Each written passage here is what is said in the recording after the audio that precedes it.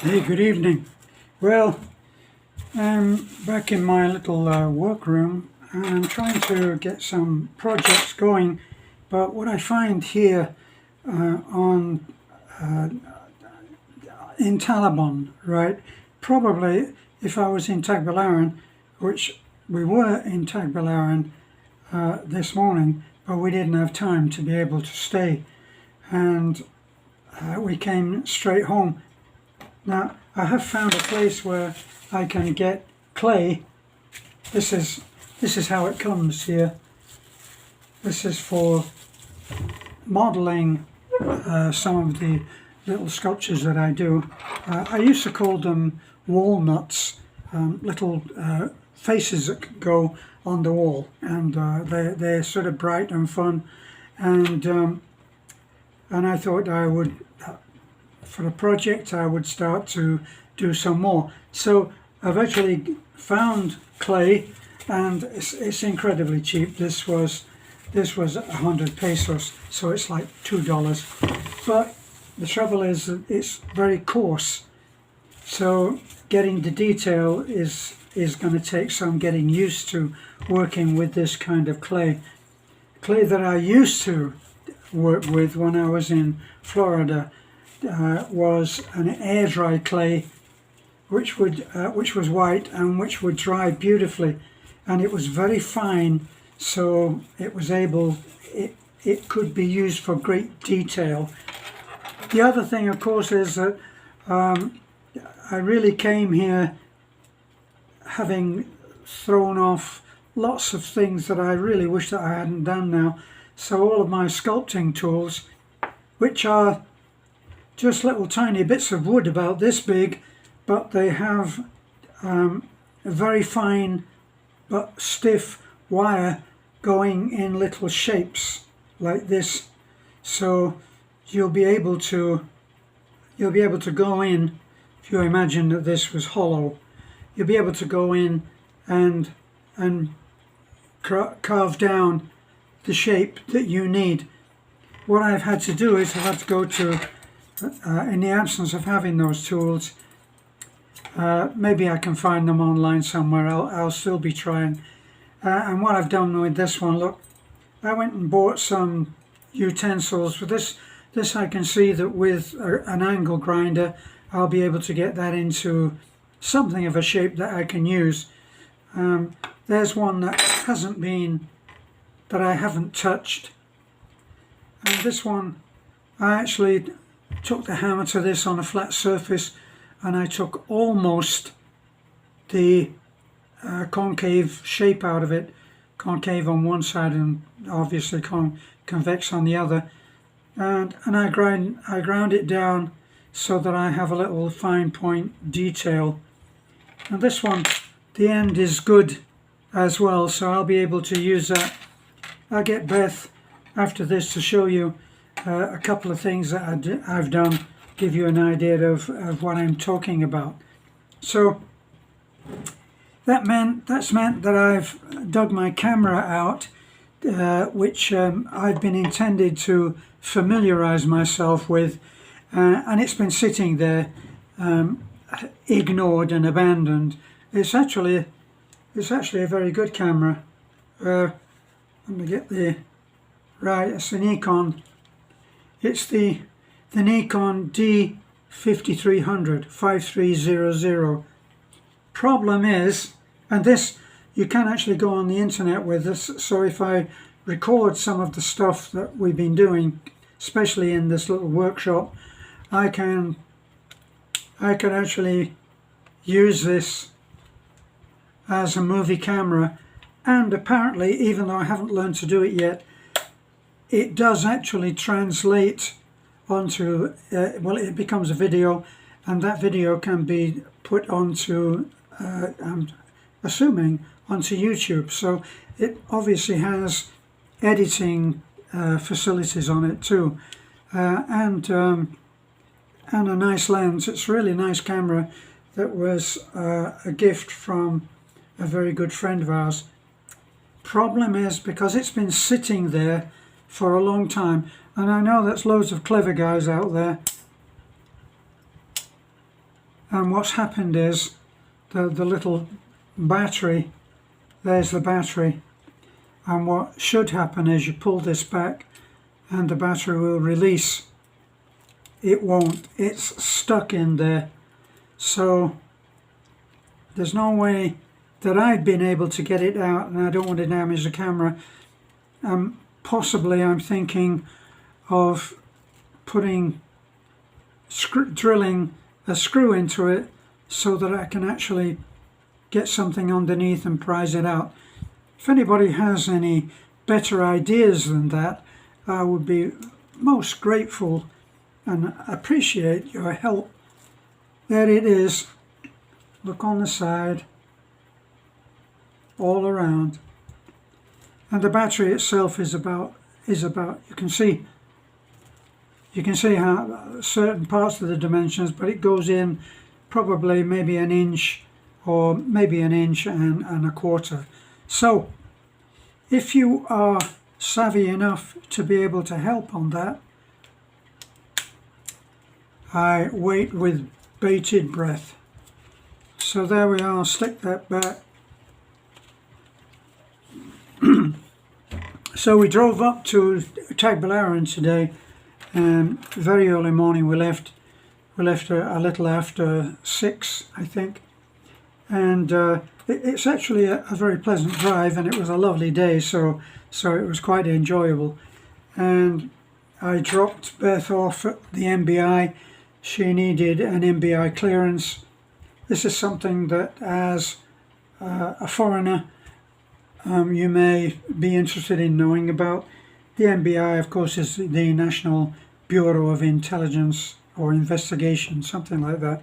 But NBI it is, for a little office in Tagbilaran. And you can go there, put your fingerprints in, and they will give you an instant readout. Or that's on a good day with the wind behind you, they'll give you an instant readout on whether you have clearance or whether you've just served time in a high security prison for murder. But anyway, the only thing that can get in the way of giving you that almost immediately is if someone of the same name, and let's face it, it's a joke among foreigners that everybody is everybody's cousin here. So it's called a hit, and if you get a hit on you, then they cannot give you the clearance straight away. So there was a hit on Beth, so something is showing up. Of course, she has no record to speak of, and this is not the first MBI clearance that she's had to get. We've had them before for our different projects that we've wanted to do. So if you're going to do anything that requires any kind of a license or permit, then they usually demand, to my knowledge, they demand an MBI clearance. So you go down there and you tell them what you want. They already have your fingerprints.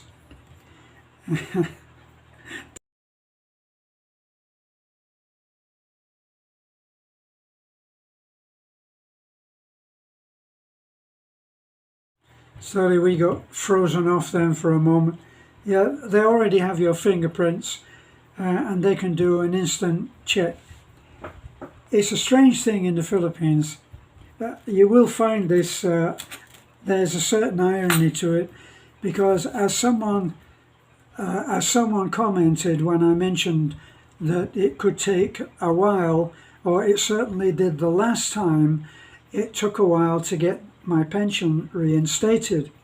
Well, he said that it can all be done by email, and he can get a clearance, a readout from several countries in Europe, and pretty quick, and all by email. So here we are in this advanced state of science, and we're still relying on the postal service to get my certificate of life, or my life certificate, over to the UK in the time that they need it, which is 6 weeks. So they give you 6 weeks to get the thing there. If you haven't seen my other video on this, you have to send a life certificate in. They send it to you by snail mail. You open it, all going well. You get it the day after it arrives.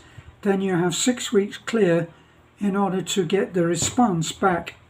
You must put it in the envelope that they give to you and put a stamp on it and send it off.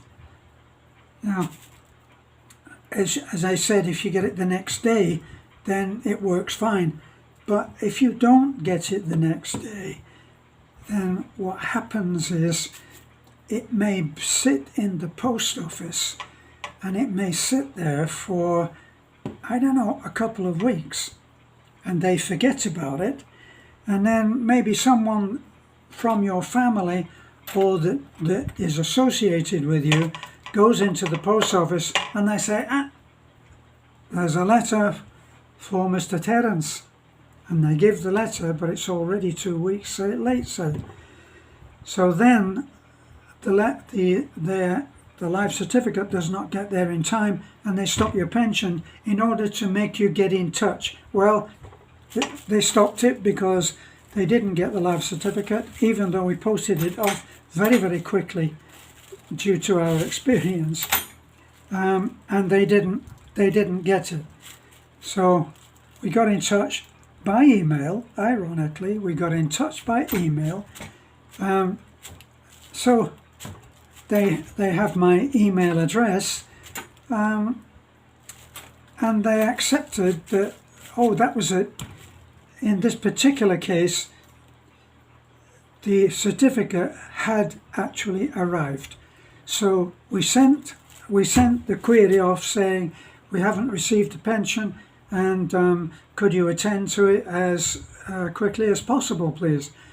We got a letter back, or an email back, a couple of days later, and they said, in fact, the life certificate has arrived. Allow 10 days for the refund to be accomplished. So everything can be done by pressing a button. All you do is send. You hit send and it's here. And yet, with banking, they still hold on to things, don't they? I know the bank does this anyway. They can hold on to even a small amount of money for even a few days. They don't let money sit idle on their account, and it goes into what I think is called a money account, something similar, and they earn interest off that money. So far we haven't received the money.